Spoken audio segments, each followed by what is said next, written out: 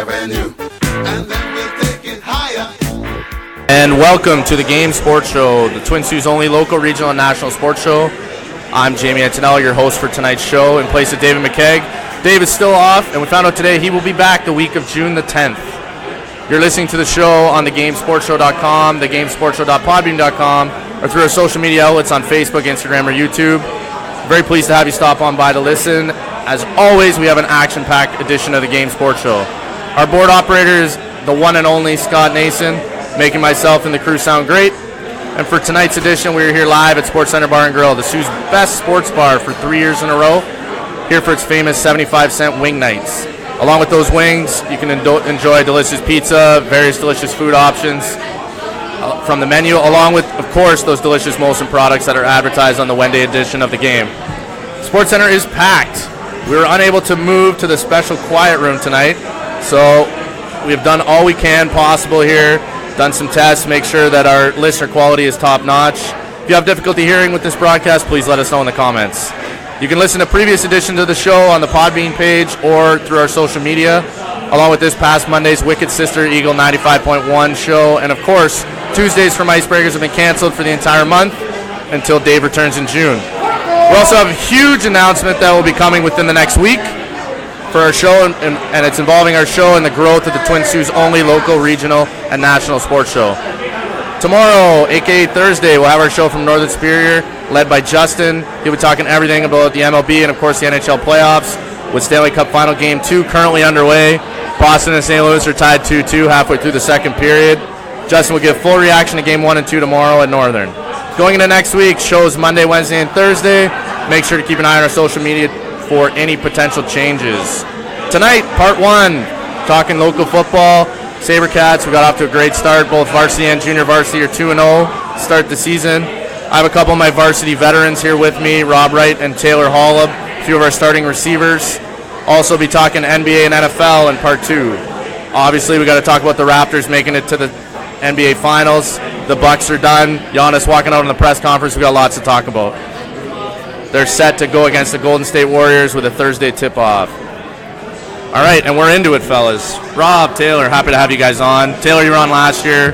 Kind of remember the script here for the show. And Rob, first time on here. Happy to have you guys on. Both of you are having good starts to the season, both veteran receivers for us. But how you guys doing tonight? Getting ready for practice tomorrow or what, Rob? Yeah, I'm looking forward to practice. Great weather. Hopefully it doesn't rain. Yeah, I'm looking forward to practice. Hopefully get a good practice in before our game on Saturday. All right, I appreciate you guys being nice there. You don't have to like practice. It's okay. But, yeah, we got a big game. I mean, we started 2-0 this season. As Taylor, you heard yesterday at practice, Primo said we haven't won anything yet. We had a big week 1 win versus Brantford. We've already talked about that a little bit.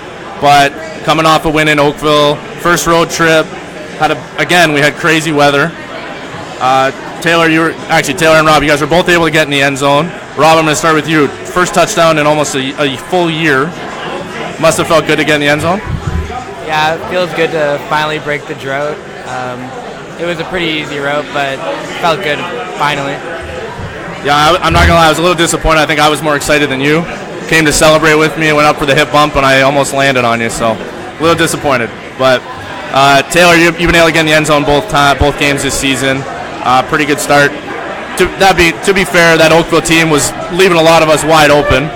Not knocking anything on your route, but I mean, all Jordan had to do was basically catch and pitch it to you. But you guys have both, for the first time in your career, as Sabercats, are playing next to each other on the wide receiver corps.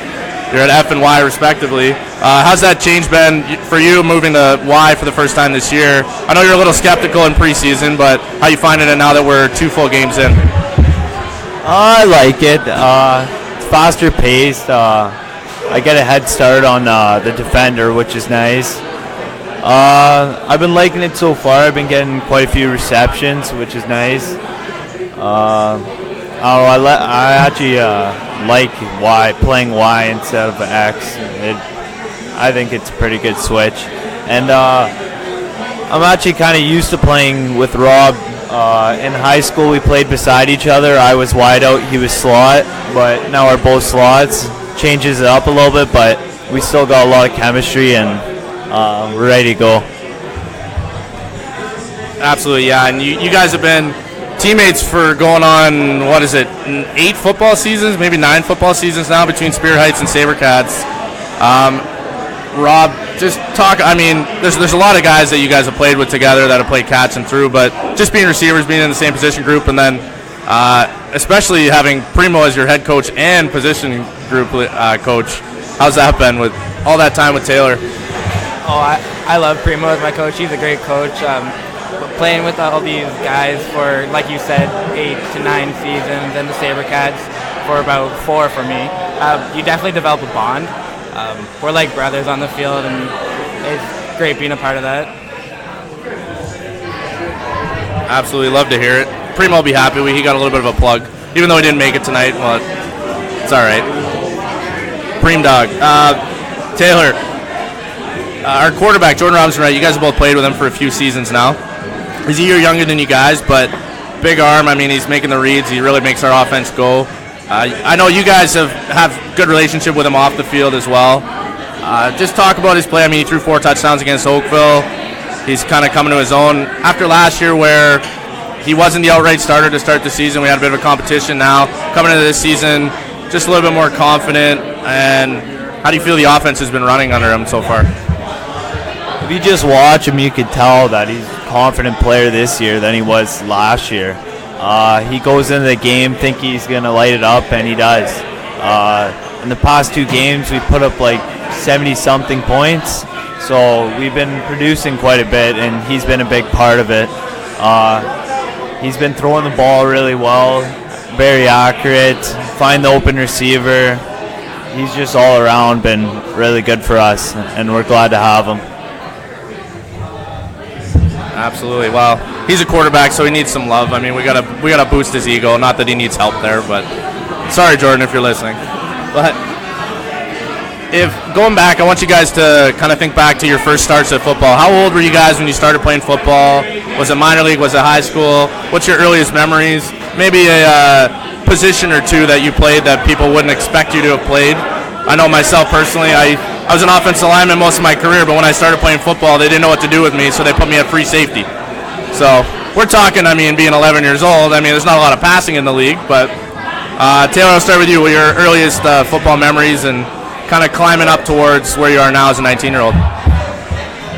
I started off when I was 8 in the Sioux Minor Football League.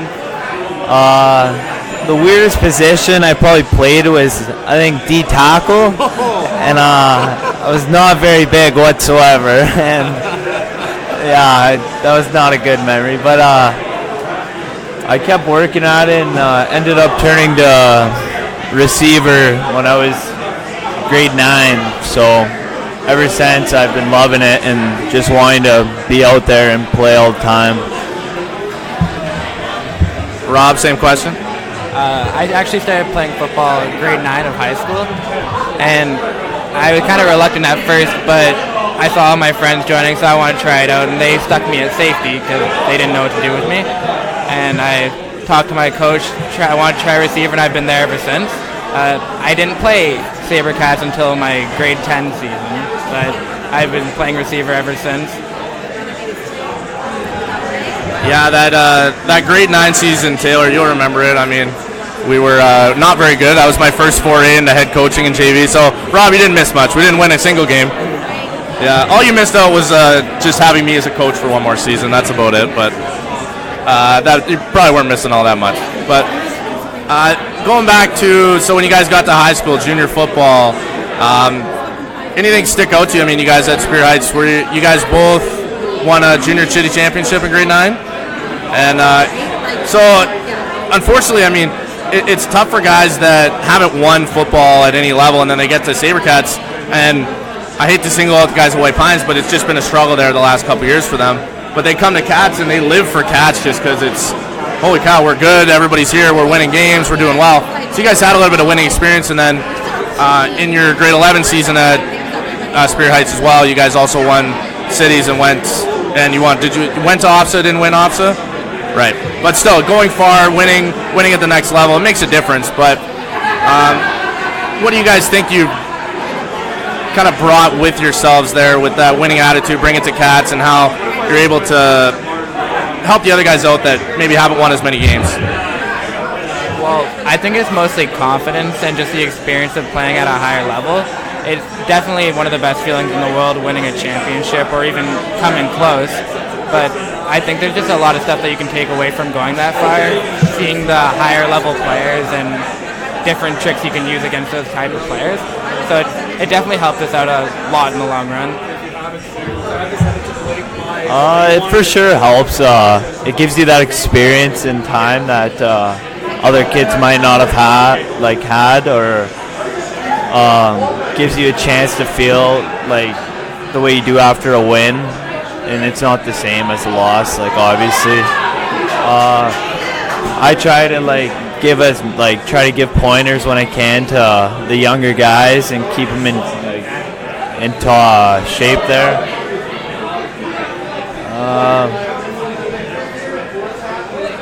Yeah, I don't know. That's okay. You don't have to have a perfect answer for everything. But speaking of those younger guys, you guys remember being grade 11 receivers for me. Rob, actually, you had a pretty good start your first game, despite the fact that we lost. Got a touchdown in that game, I still remember. Taylor, you were kind of a part-time starter your first year as grade 11. By the end of the season, you were starting full-time, but it took a little bit of time. So who's kind of stood out for you guys so far as grade 11s on our team? Maybe just the offense, defense, whatever, any of those guys that you feel are really starting to make an impact, or maybe one of those guys that's impressed you in practice but maybe isn't playing a ton. Anybody got an idea off the top of their head who wants to start here? Taylor? Rob, sorry. Well, we definitely have some strong receivers like Tyler Breakin. He looks like he's a full-grown man. Nick Pagnotta, he's amazing. We have Fawcett on the defense. But all around, we have some pretty strong grade 11 this year, and I'm looking forward to seeing them develop. Well, he named all the good ones, so. But whoa! Forsyth's gonna be pissed. No, Forsyth's really good. He's helped us a lot this year. He started right away, and he's actually been a big help to us. We got lots of depth for like younger players, which is nice. Like they're all really good, and I'm glad we have them. Like Mitch Dewar, he doesn't play that much, but he'll get some touches, and he'll be a big help to our team. Tyler Breakin, he's a stud. Nick Pagnotta, he's been lighting it up. Ethan Fawcett's he switched a corner, but he's made a pick almost like 2 picks every game. He's a really big help to our team too. Yeah, absolutely, and it's huge. I mean, we got a big roster, 50 plus, but you guys will remember from 2 years ago, we had a roster of 27 guys going into a conference final game, and guys are going both ways. Everybody's gassed. It's just not the same. And then even last year, despite the fact that we didn't get any farther in the playoffs, just having that depth makes a big difference come late in the season. Guys can really, there's special teams carves out a role for guys, but no, those are guys that definitely have big roles. And I mean, glad you brought up Mitch, because he's getting a start this week. Tyler's away at the CFC prospect game. Got to make sure I give him some love there. Congratulations to Tyler making it to the Canada Football Chat prospect game, which is going to be live on TSN this Sunday at noon. So make sure you check it out. One of our own is really getting some good exposure across Canada wide. But back to you guys as young football players. Is there maybe a minor league coach, or for you a junior football coach, that really stuck out in your head, or maybe just a funny memory or something, little coaching points that stick with you? I remember when I started, when I was in grade 6, my coach was he was a stickler for make sure that you look good, your stuff's clean when you play, you don't show up with dirty equipment, you look good, you feel good, kind of that same deal. And then just making sure that you're not taking any practice reps off. So stuff like that just kind of sticks with you. Is there anything that you guys can think of, or even just a funny story that you can think of, maybe a minor coach, just a drill they used to do that you think back now? I remember we used to just line up 20 yards apart and just run at each other full speed. I was like, that was a drill. That was supposed to make us better. But, I mean, we were 12, so what do we know? We're just lining up doing it. For the record, we're not going to make you guys do that drill. So, but Any memories from your minor coaches? Off the top of my head, I can't think of too many, but I remember when I was in grade 7, Greg Caruso was my receiver coach, and I remember I used to put my hands like like over the goalpost and stand there and look beside and try to catch the balls with my hands and not my body, and he would just wire them at me. I dropped a lot of them, but it actually did help me to make me a better player, and it was a pretty good time. Anything from you, Rob? I mean, yeah, you would have had Coach Russian in junior, right? And anything stick out? I mean, he was a receiver as well. He played with Coach Primo for their whole high school career, and then they won 3 championships with the Steelers. So he's one of his best friends. Anything stick out from him? Not in particular. I don't really remember my junior year that well. One thing that does stick out to me is watching Coach Primo have a one-on-one with Fowler. I thought that was pretty funny. I forgot about that. Primo made the catch, smashed. Pretty sure he got a concussion making the catch, but he made the catch. I'll give him that. He was pretty proud of that catch, but afterwards I think he went right to bed. But getting back into this season, fellas, where we got Chatham this week. We're 2-0, heading on the road. Our first night game on the road. Good road trip. We got our first road trip out of the way last week, so hopefully all the people forgetting equipment and the grade 11s not understanding how road trips work, stuff like that. Hopefully all that's out of the kinks. It's a nice short road trip, business trip, and we're playing a Chatham team that we really don't know a ton about. I mean, they weren't in varsity last year, so we got to assume that they're a pretty grade 11 dominated team. I think we're a pretty great 19-year-old dominated team personally. What do you guys think how do you think that experience is going to benefit us in the game? Well, like you said, we don't know much about Chatham, but we do have a lot of veterans on our team, so we know a lot more about higher level players and little tricks that not everybody can really, that's something that you can't teach. So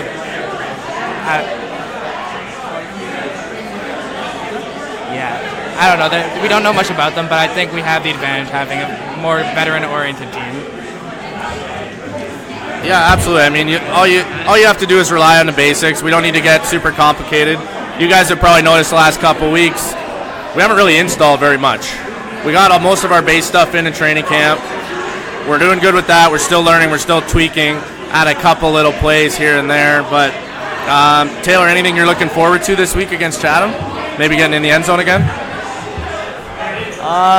Hopefully it's a nice day out, so we can throw the ball. But I just hope our team comes out and punches them in the mouth at the start, and hopefully we can carry on throughout the game and get that win third week. Absolutely. I mean, it's funny that you said nice weather, because I think we've only thrown touchdown passes in the rain so far this season. But I mean, hopefully we got our rain game out of the year. I think the most I've ever had to coach in 8 seasons is 2 rain games in 1 season, and we've had 2 in our first 2 weeks. So I'm about done with rain. I'm good with the good weather. More specifically to you guys as players, what if you guys had to narrow down one thing that you think makes you, what differentiates you from the other receivers or other football players? Is there one thing you guys think you could narrow down? Or what do you think you do best as a receiver, best as a football player? Or maybe a couple things, whatever you think can narrow down. Taylor, let's start with you this time. I think I'm pretty reliable. When my team needs me, I'll produce. If they need a tough catch, like a 3rd and 10 or something like that, like they know if they throw it to me, I'll come up with it somehow. I think that's about it. Rob, same question. I'm pretty confident in my short yard game. I'm confident with my 5 to 10 yard catches and taking little gains and turning them into bigger gains. I don't necessarily have the breakaway speed or the big long 80-yard touchdown speed, but I'm confident in getting that first down. Absolutely, and you can definitely tell that Jordan has confidence in both of you. I mean, he looks for you guys when we need a catch big time, and both of you guys playing on the field side, there's a little bit more space, a little bit more room to operate.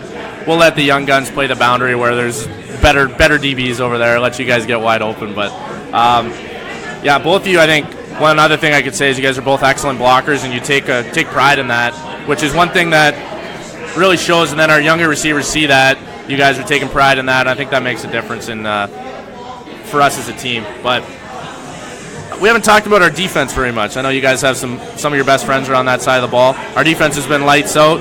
They in game one they really rallied despite struggling in the first quarter, and then didn't allow a point in the second half, and that's really what allowed us as an offense to score enough points and go win the game. And then last week versus Oakville, I mean, they didn't allow a touchdown. We had a kick return touchdown against us. Maybe gave up 100 yards, but anybody on that defense you guys want to give a shout out to? I'll give a shout out to Joe Rosso and Jarrett. Maybe give one to Todd's too, D lineman. They've all been great for us. They've been playing with us for a while now. They know the system really well, and they perfect it, and they just use it to our advantage. I'm really happy that Gabe Spina came out. This is his first year at Cats, but he's been playing lights out, and all our D linemen, like Holub said, they're phenomenal, and our linebackers are absolutely lights out, like he said. Yeah, I think I think defensively and offensively, I mean, we're pretty good at all three levels on both sides. Glad you brought up Spina. I mean, first year guy. We always get these guys that are 19 that come out first year, make a big impact. Zach Politano's another guy who's the same boat on defense, both making big impacts. And then Fowler returning after taking a season off. So our DBs last year, you guys could say, I mean, our DB crew last year was unbelievable, full of 19-year-olds. Jared Lesage playing next level, Joe Trudeau playing next level. We had to replace that somehow, and I think they've done a good job. But our offensive line is always a group that we really need a lot out of, and this year is one of the first years where we've had the entire group has returned, and we've got a couple grade 11 stepping up. You guys understand, I mean, they're the guys that give Jordan enough time to get you the ball. So any love for the O-linemen? Not that I'm an O-lineman myself and don't want to get a plug here, but any love for those guys? Yeah, I think our linemen are one of, if not the most important part of the game. Our O-line is usually pretty good, but this year they're phenomenal. I'm really surprised and happy with them this year. I think they're playing lights out so far once they get everything down. Yeah, absolutely. I've been really pleased with that group. You're a lot nicer than the Hunter was when he was on. He called our O-line soft and said they need to get tougher. So I think they do. Yeah, Taylor, any love for the O-lineman? Yeah, the O-lineman's been producing really well for us the past two games. If they keep it up, we'll be going to the championship for sure. They've been playing outstanding. Awesome. And I'd be remiss if I didn't, in Dave's absence, Dave likes to ask a couple of questions that are not necessarily football related. First things first, your favorite NFL team and how long you've been a fan? I'm kind of embarrassed to say it, but I'm a Dallas Cowboys fan. Why are you embarrassed? Because I'd be embarrassed. Who isn't embarrassed? But I don't know. I've been a fan of them ever since just before high school. I'm a Green Bay Packers fan. I've been a Packers fan. Like, I kind of grew up into it, so been a Packers fan my whole life. Right on. Do you guys have if you had to pick favorite NFL player, if you don't really have a favorite guy, favorite pro athlete that you could think of?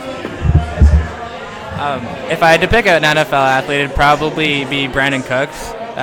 He's 5'10", but he's just an absolutely amazing wide receiver. When I first saw him, he absolutely blew me away, so it's probably why he's my favorite. I'd have to say Devontae Adams. He has so many different releases he uses on DBs. It makes him so elite and different from the other receivers.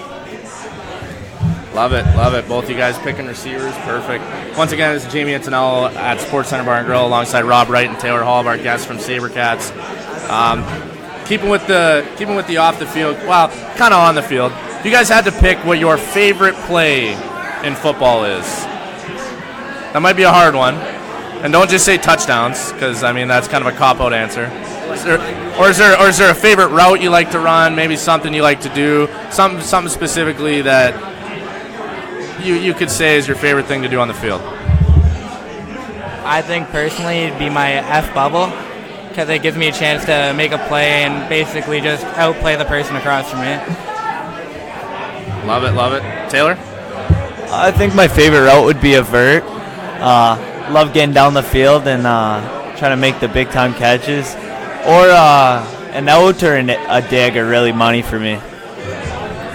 Yeah, absolutely. Those are three big routes for your position. And Rob, again, bubble is a big one for your position. But Dave's final question he likes to throw at our athletes here. If you guys were to open your Spotify or your Apple Music, whatever it is, I'm assuming you don't have iPods. I mean, you guys don't even know what that is. What would be the last song that you played? Maybe it was on the car ride over. Maybe it was when you were at the gym. Maybe it was you were just listening to music. What would be the last song that you played? All right, that's fair. Take a second. Let's go check. Now, you got to be honest. If it's legitimately like some girly pop song, that's fine. There's no judgment here. It's a judgment-free zone. I was listening to Katy Perry earlier. I got no shame. It's fine. All right, we got our song up. All right. Ready? What do you got? It's The London by Young Thug featuring J. Cole and Travis Scott. All right. Not girly at all. We're good. Bones? I was listening to Hold My Own by JR Beats, my boy Joe Rosso. Is that actually him? He does it like legit? Rosso, wild. All right, wow. I don't know why he didn't bring that up when we had him on a month ago. I mean, that would have been a huge topic. But man. So before we close out the segment, guys, glad to have you guys both on. Is there any questions that you guys, or maybe something that you've been dying to ask myself or Coach Primo, and I will pass it along to Coach, but anything that's been at the top of your head there that you really want to ask of? It can be football, personal, well, I don't get too personal, but anything you want to ask, Holub? Is there going to be a Y pop? Yeah, Primo's been asking me about that for 2 weeks, and I think it'll get there. I think it's slowly but surely, but don't worry. Keep making plays, and then we'll get it in the offense. Rob, you got anything? When am I going to get to Tampa? You're dying for a carry, aren't you? Yeah. Dying for a carry. All right, maybe. We'll see. You got to keep doing your job. All right, if I put those in, though, you guys have to promise to come celebrate with me after you make a play. All right. Because I get lonely on the sideline. No. I get lonely on the sideline, but just to highlight the last couple games for us. Week 1, we defeated Brantford 41-38. This past weekend, we beat Oakville 34-7 on the road. This upcoming weekend, we play in Chatham against the Cougars Saturday night. That's June the 1st at 7 p.m.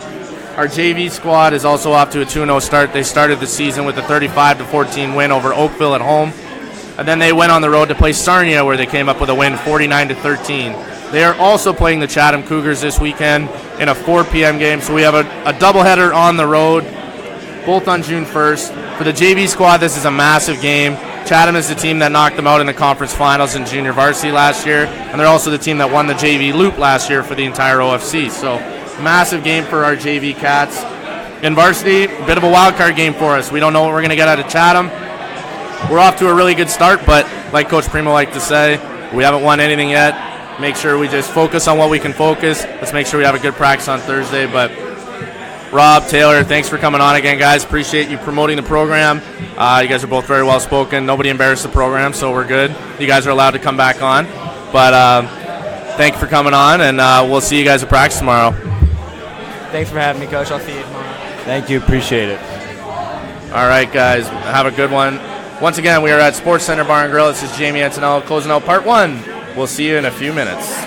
The Game Sports Show wants to thank its original home, partner, and sponsor since 2015, Sportscenter Bar and Grill, named the Sioux's best sports bar for 3 years in a row. Sportscenter Bar and Grill is located on 624 Wellington Street West in Sault Ste. Marie, Ontario. Make sure to come on down to Sportscenter to enjoy the great atmosphere with great cold beverages available, including those delicious Molson products. Don't forget about their famous 75-cent wing nights on Wednesdays. They're truly the best wings in town. Like and follow SportsCenter on Facebook at SportsCenter SSM. We look forward to seeing you today. Sportscenter Bar and Grill, the Sioux's best sports bar. The Game Sports Show would like to thank an additional sponsor and special edition home to the game, Silver Creek Golf Course, located on 104 Bellow Lake Road, Garden River, Ontario. And also shout out thank you to Silver Creek GM Jamie Henderson. Silver Creek Golf Course has many specials to offer for 18 holes, 9 holes, and even Twilight Deal specials. It does not matter what your level of golf game is, it is a must to enjoy the scenic course, memorable experiences that Silver Golf Course offers. Silver Creek also offers a Thursday wing night for you to enjoy food after a stellar time on the course. You can book your tee time by phone or online at golfsilvercreek.com. Silver Creek Golf Course, where all are welcome to play. The Game Sports Show is pleased to shout out a partner, additional home, and sponsor to Northern Superior Brewing Company, located on 50 Pym Street in Sault Ste. Marie, Ontario. Northern Superior Brewing Company having a strong presence locally with many beers to offer. With much involvement in the community of Sault Ste. Marie, Northern has a sport and friendly-like atmosphere within its tap room, and during the summer months, it is a must to visit Pier 55 to enjoy some delicious food, amazing view of the water, and view of the Bush Pulley Museum right on the cusp of the Hub Trail, and of course all of that down with a delicious brew from Northern Superior. Northern Superior Brewing Company, it's a northern thing. The Wicked Sister, Soo, Michigan. Check TripAdvisor, ranked right towards the top. Awarded the Certificate of Excellence, as well as voted #1 pub in the UP. The Wicked Sister has managed to create a casual menu that offers unique, creative, and sometimes healthy offerings that rivals menu selections of any big city. Burgers and starters, snacks and shareables, soups and salads, sandwiches and tapas. On Ashman Street, Soo, Michigan. Welcome to the Wicked Sister, where you'll be treated like family, whether you like it or not. The Game Sports Show would like to thank a list of additional sponsors. North Shore Sports and Auto, new location located on 647 McDonald Avenue, Sault Ste. Marie. A family-owned and operated business with doing business in Sault Ste. Marie for over 10 years. Loads of products available for your enjoyment for all seasons. North Shore Sports and Auto, we understand the importance of quality service and products, and we work hard to ensure that all customers have a positive experience before and after each and every sale. North Shore Sports and Auto, meeting all of your new and pre-owned equipment needs. Special thanks to Salon. The Salon, located on 589 2nd Line East, Sault Ste. Marie, Ontario. Owned and operated by Mike Cuglietta. Book your appointment today at 705-941-9191 or via online at https://thesalonsoo.as.me-. The Salon, making the Soo beautiful, one haircut at a time. As well as a shout out to the Superior Pro Shop. The Superior Pro Shop, located inside the Community First Credit Union Superior Arena on 285 Northern Avenue East, Sault Ste. Marie, Ontario. Owned and operated by Jeremy Paquin and ran by Larry Monroe. Superior Pro Shop, for over 40 years, meet all of your skate sharpening, skate repair, and hockey needs. Also to Discover the Canvas. Discover the Canvas, located on 317 Wellington Street West, Sault Ste. Marie, Ontario. A beautiful new renovated building owned and operated by expert artist and Sioux native Katrina Thibodeau. Katrina taking her talents of the ink in Sault Ste. Marie and truly creating the best and most realistic art locally. Call Katrina today at 705-450-8099 or email her at discoverthecanvas@gmail.com to book your tattoo or consultation today. Hi, this is Joe Bowen, and you're listening to the Game Sports Show from Sault Ste. Marie. And welcome back to the Game Sports Show for part 2, where we're continuing in the pocket. Got some NFL news upcoming here, but once again, thank you to Taylor Holub and Rob Wright for coming on, 2 of our Sabrecat veterans. Really good ambassadors for the program, really good kids, both going in their last year Sabercats. Happy they could come on and be a part of the show. But moving forward, NFL news. The Raiders, once again, classic Raiders, have signed Richie Incognito, probably the offensive lineman who was retired, said he was retired, was a free agent, whatever. Probably one of the old linemen who has the most decorated pasts, maybe not the best. I mean, he's had a lot of stuff go on in his life. Been arrested, had some home invasion stuff, got into it with Martin there in Miami. There's a whole slew of demerit points you could say against him. But I mean, heck of an old lineman if he still got it. I mean, one of the best guards in the game when he's going. One of the nastiest guards in the game for sure when he's got it going. But I mean, I don't know what else to say about that. I mean, Richie's. I like the toughness and I like the attitude, but the off the field stuff's just too much, and it's classic Oakland. Used to be classic Cleveland, but even Cleveland's figured it out now. So now the Raiders went 4-12 last year. Even with AB, I think they're going 3-13. I don't think they can do anything. I mean, they're not good. they have nobody else around him. I mean, it's going to be a struggle. I think John Gruden, they're going to be offensively, they may be better, but unless Derek Carr wins, unless Derek Carr does what Matt Stafford did a couple years ago for Detroit, they're not going to be. They're going to be a top 5 pick in the NFL draft next year again. Like, unless they're on the cusp of 500 or on the cusp of playoffs, with the way Matt Stafford was like winning games in the fourth quarter for Detroit a few years ago, I don't think they can do it. And I like Derek Carr. I think he's a good QB. I think him and AB. I think AB is going to have a good stat line. He may have a Pro Bowl season, but on a 3-win team, which means what? It means he has a 4-week break before the Pro Bowl. Is what that means. It means we hit week 17 and bye. But some other NFL news. They're talking about revisiting the 18-game season and expanding the playoffs, which is crazy. I don't think the players are going to go for this.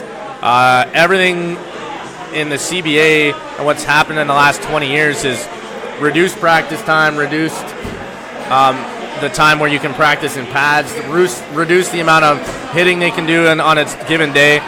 So you're going to add 2 games and add a round to the playoffs. What's that going to do? I get it, but the NFL is the hardest professional sport to make the playoffs other than Major League Baseball. It's number 2. Hockey and basketball, 50% of the league makes the playoffs. Football is about 33%. MLB is like 25%. So, I mean, I like that, though. You don't want to see a 7-9 team in the playoffs every year. It's bad enough when one division out of 8 is trash.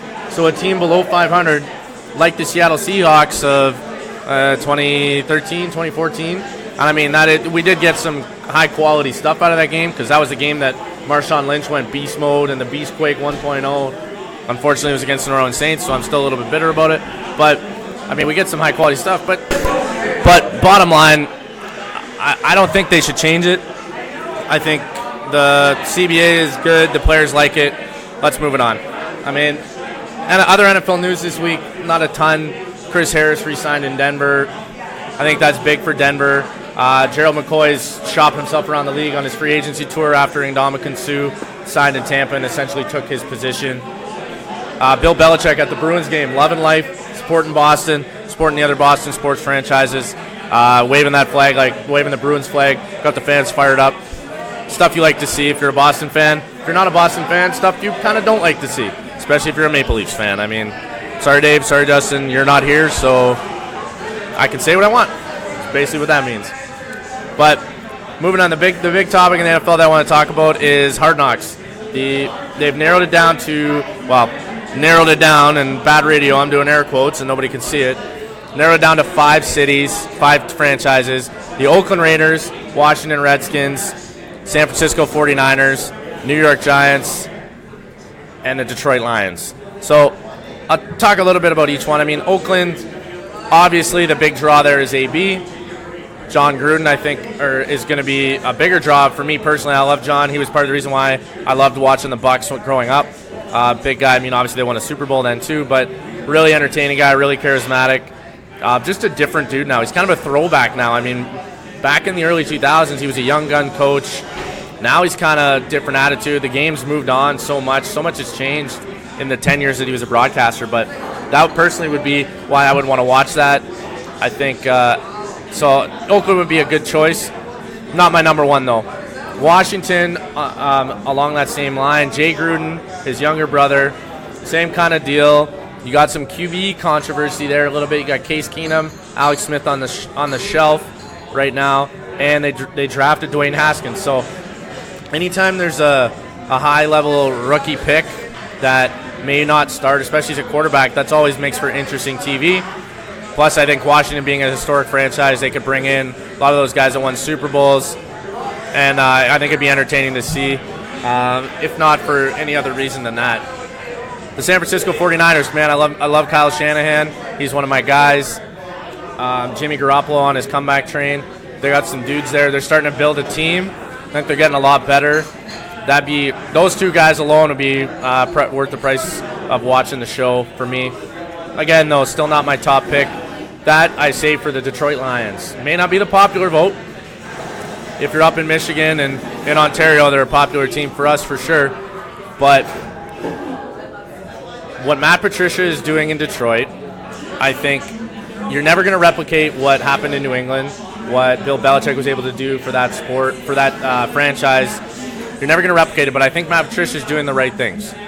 He's a defensive-minded guy. That's a huge start as a head coach in an offensive league where sometimes these guys that are head coaches that come in as offense coordinators kind of let the defense run itself. They don't put a ton of time into it. I think Matt Patricia understands you have to put your time into all three phases of the game in order to win consistently. Matt Stafford at QB is an established guy. He's he's a super entertaining guy. If you've ever seen him mic'd up for NFL films, one of the funniest shit I've ever seen. I think could be super entertaining on Hard Knocks. Bring in some draft picks. They got some young running backs that are really moving. And part of the best part about Hard Knocks is you kind of focus on the city a little bit. I think Detroit's a great city to focus on. Motor City, all that. They can do that angle. But you always find that gem of a player. There's that diamond in the rough guy who nobody knows, or maybe they bring in a rookie, maybe he shines, maybe the camera loves him, HBO takes a liking to him, he ends up being hilarious on camera, or he makes a massive play in the preseason game. There's always that stuff that always makes it entertaining to watch. For me, the New York Giants would be 5 out of 5 for that. I just think we've seen so much in New York. We see so much of it all the time. OBJ's not there anymore. Sure, you brought some guys in. You brought Golden Tate in, whatever.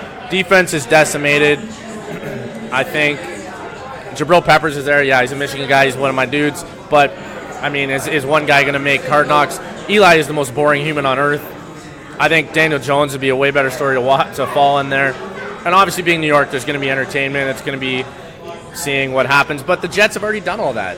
I think the 2010 New York Jets with Rex Ryan, I think you can never top that from a New York perspective. I just don't know if it's worth it. But that wraps up our In the Pocket segment. I'm Jamie Antonello here, solo from Sportscenter Bar and Grill. And we got to get into some NBA talk. Oh boy, Raptors, baby. They're in the NBA Finals. Now, I remember being in the preseason for NBA, first couple weeks of the NFL season, talking to Dave about the Raptors and having Kawhi and all that. And can we keep Kawhi in Toronto? Now, I said two things that day. I said the Raptors need to be the number one seed, have home court advantage, which they didn't do, still got the job done, and they got to make it to the finals at least. I said if they make it to the finals, there's a chance. I said if they win a championship, how does he leave? We're not done yet. This narrative isn't written. And that game 6 versus the Bucks. Woof. Could not have happened better. The fact that it was in Toronto when it happened. Jurassic Park was wild. The atmosphere was unreal. All you had to see was the videos of the Raptors players leaving the court after and trying to get home. Their Uber drivers, whatever, they're paid limo drivers, whatever they are, and fans just mobbing the cars very politely. I mean, we're Canadians, let's be real. My favorite thing, though, came out the next day was the Toronto police announced there was 0 arrests the night before. That doesn't happen in professional sports. Somebody's going to do something stupid. I think part of that is the cops being nice and giving some leeway for the fans. Because, I mean, they were probably just as excited. They were probably pissed that they had to miss the game because they were on shift. Let's be real. But Kawhi, that game, I mean, they were down. They were down a significant amount, and they clawed their way back. Giannis leaving the press conference at the end, though. I mean, he's rattled. He's still a young guy, right? So he's going to figure out what it takes to be a pro, and sometimes can't do that. Well, it remains to be seen because I don't know how the NBA handles when you miss out on your press duties. I know how the NFL does things, but if you leave your press in the NFL, you're going to get fined. I don't know how the NBA handles it. The NBA, I just feel like, has no rules, so they might just let it go. What's tampering? That's a rule in the NBA, supposedly. Doesn't happen. I mean, look at LeBron. He's texting everybody. People are buying houses in other cities. And, yeah, that's not tampering. We're figuring it out. But the Raps battling back from being down 15 points in the game twice. Unbelievable. And, again, our bench, man. They led the charge. Danny Green is a bum. I'm sorry. And for all these people that are saying, oh, Danny Green's a finals player, I was like, yeah, we barely fucking made it to the finals. Danny Green had 0 points in Game 6.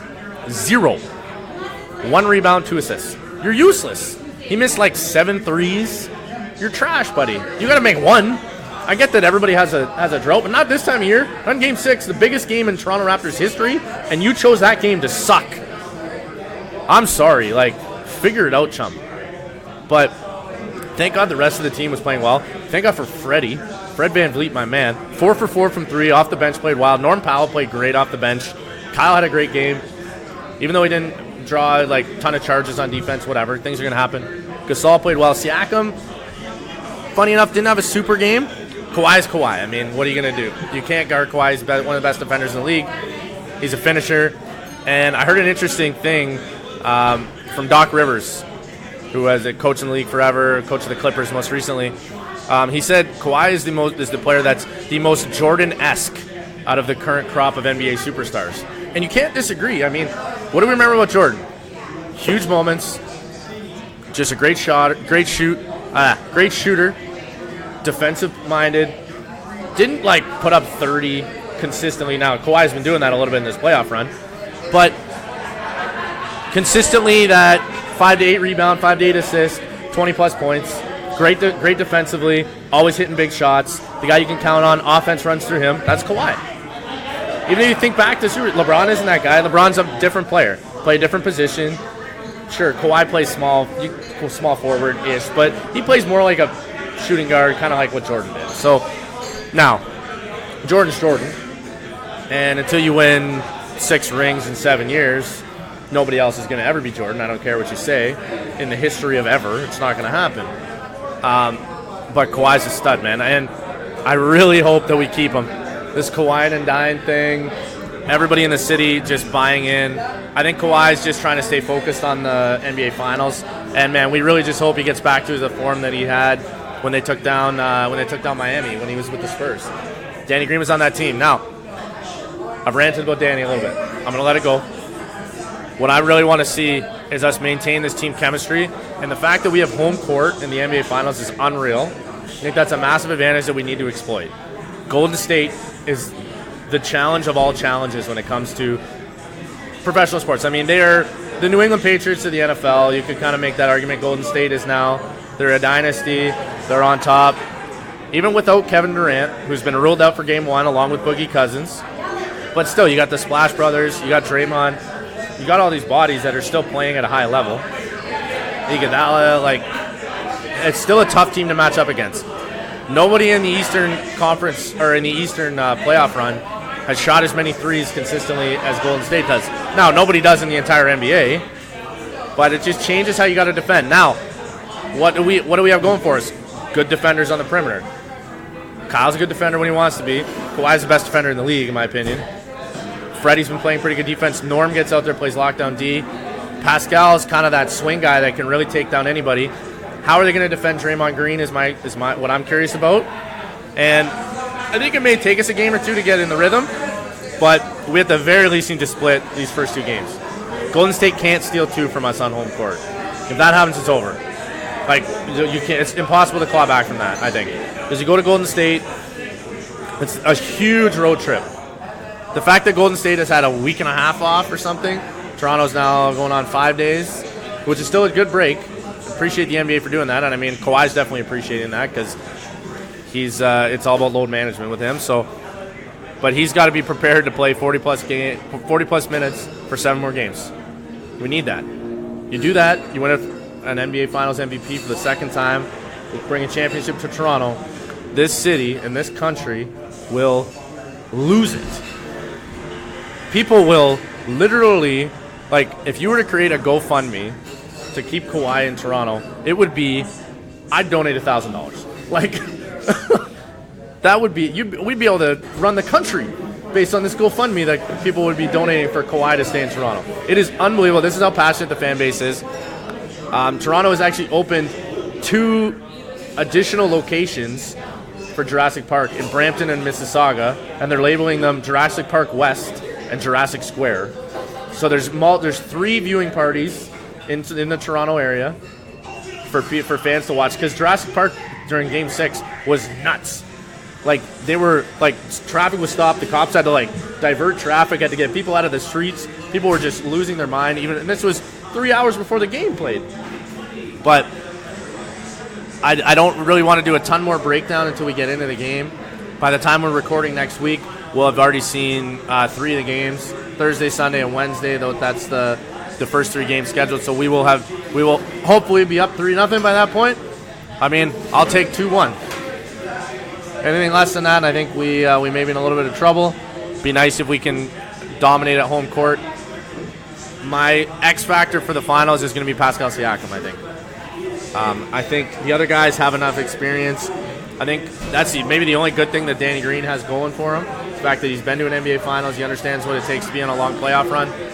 I think, I'm not even going to talk about Drake. We're just going to ignore that for now. I think Kawhi needs to be a leader. He needs to be the man. He needs to get us to a hot start in Game 1. I think Pascal needs to be the X factor. And, man, if Danny Green can hit a shot, it's better than he was in Game 6. But moving on, we're basically ready to wrap up tonight. I really appreciate everybody for listening. We're here from Sportscenter Bar and Grill. A couple more closing thoughts about the NBA Finals. Klay Thompson saying that he just needs to get through these 4 games without hearing from Drake. 4 games, Klay, really? We'll see about that. Saying he's going to sweep, put the broom away, Klay. It's not happening, buddy. But once again, this is Jamie Antonello from SportsCenter Bar and Grill. I want to thank the listeners for making us a part of your night. Thanks to Frank Liguori and the SportsCenter crew, as always, for the partnership and for allowing us, and me specifically tonight, to host the show. Scott Nason on our board operator, as always. Fantastic, makes us sound great. Taylor Holub and Rob Wright, our guests earlier from the Sabrecats. Really appreciate those guys coming on. And thank you to all of our sponsors, once again. Reminder, we have a show tomorrow from Northern Superior around 5:30 p.m. with Justin hosting solo. A lot of updates about the NHL, playoffs, some MLB news, Toronto Maple Leafs. And, of course, I can't forget, Dave would kill me for thanking the girls here at SportsCenter for making sure we had a great night, taking care of us. Molson products are flowing, having a good night, lively atmosphere still, even though it's getting later into the night. Watching the end of the Boston and St. Louis game, going to overtime. Justin will have a great breakdown for you tomorrow. But once again, thank you to SportsCenter Bar and Grill. I'm Jamie Antonello. Hope you have a great night. Thanks for listening.